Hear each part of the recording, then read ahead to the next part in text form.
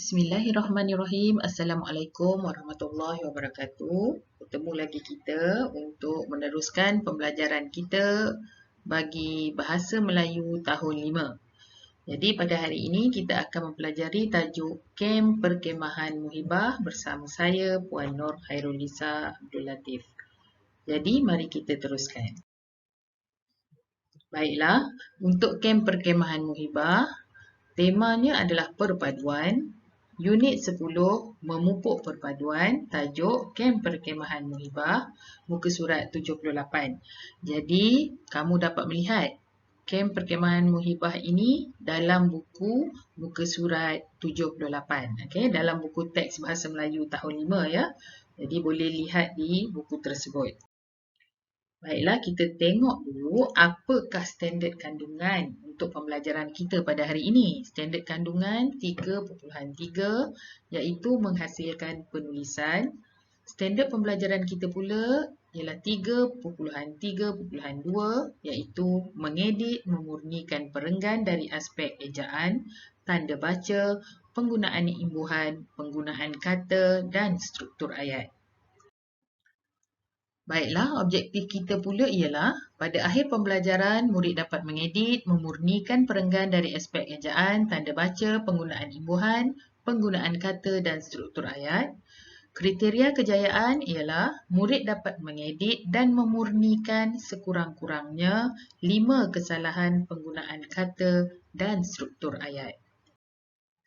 Baiklah, mari kita lihat teks di muka surat 78, Kem Perkemahan Muhibah. Kita baca dahulu teks tersebut ya.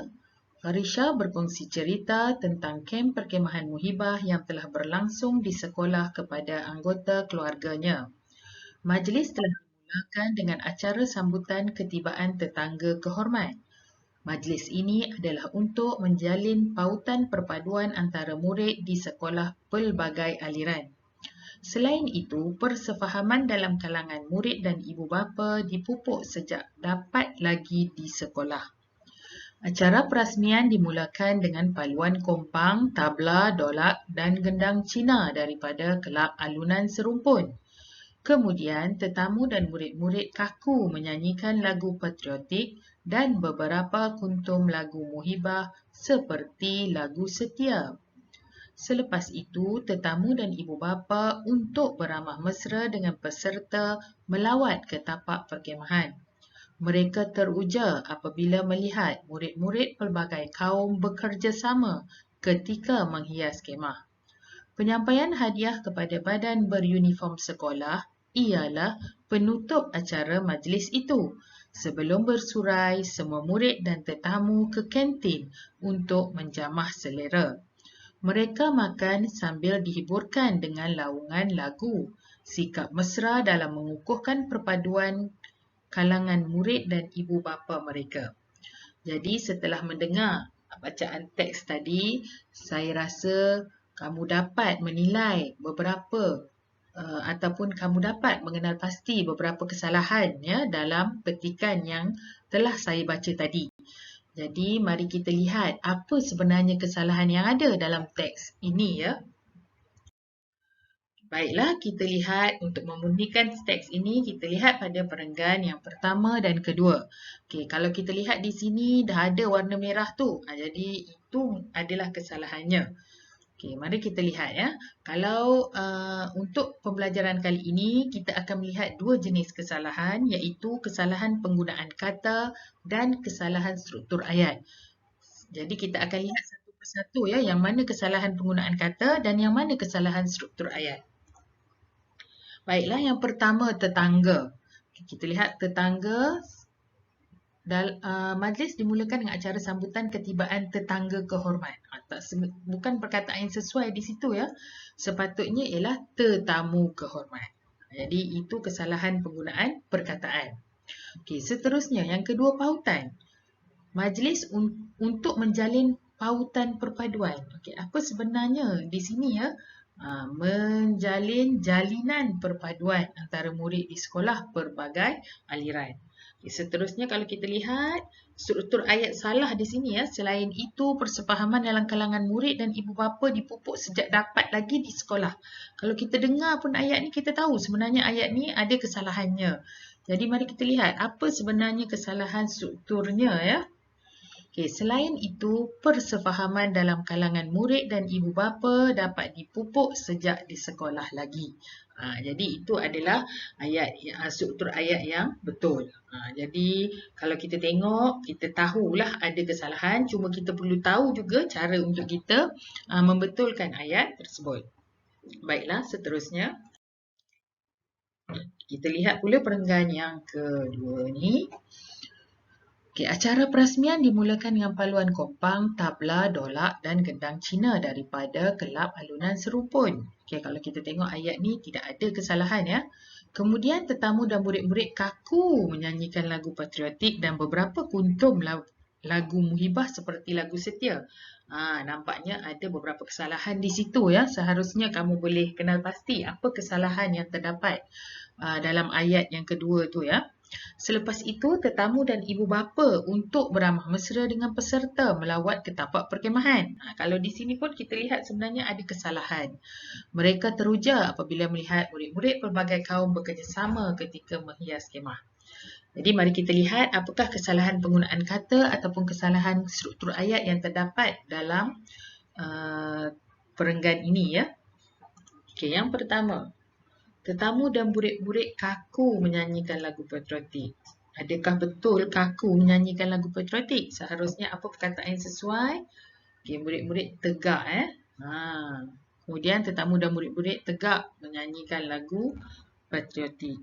Okey, murid-murid berdiri tegak. Okey, menyanyikan lagu patriotik ya. Jadi berdiri tegak. Okey, seterusnya apa kesalahan lagi? Kuntum. Okey, adakah betul kuntum sesuai untuk lagu muhibah beberapa kuntum lagu. Betul ke? Penggunaan perkataan di situ tak betul ya. Sepatutnya beberapa buah lagu.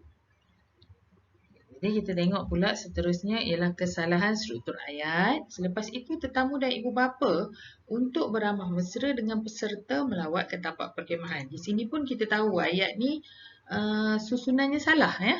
Jadi apakah yang kita boleh betulkan? Kita lihat selepas itu tetamu dan ibu bapa melawat ke tapak perkemahan untuk beramah mesra dengan peserta.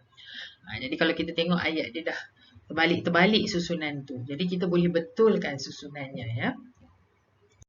Baiklah, seterusnya perenggan yang terakhir. Penyampaian hadiah kepada badan beruniform sekolah ialah penutup acara majlis itu. Sebelum bersurai, semua murid dan tetamu ke kantin untuk menjamah selera. Mereka makan sambil dihiburkan dengan laungan lagu.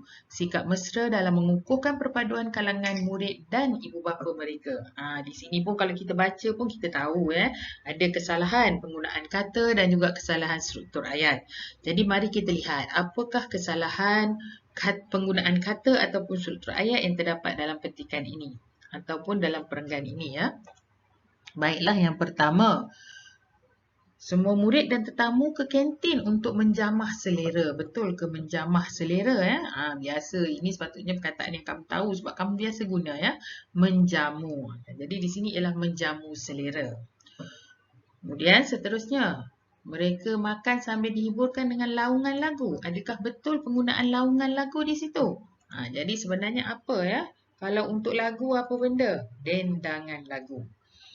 Dan ayat yang terakhir, sikap mesra dalam mengukuhkan perpaduan kalangan murid dan ibu bapa mereka. Kalau kita lihat ayat ni sebenarnya tak lengkap. Ya? Atau tak jelas ayat ni. Apa sebenarnya yang dimaksudkan oleh ayat ni ya? Jadi kita lihat apakah sebenarnya maksud ayat tersebut.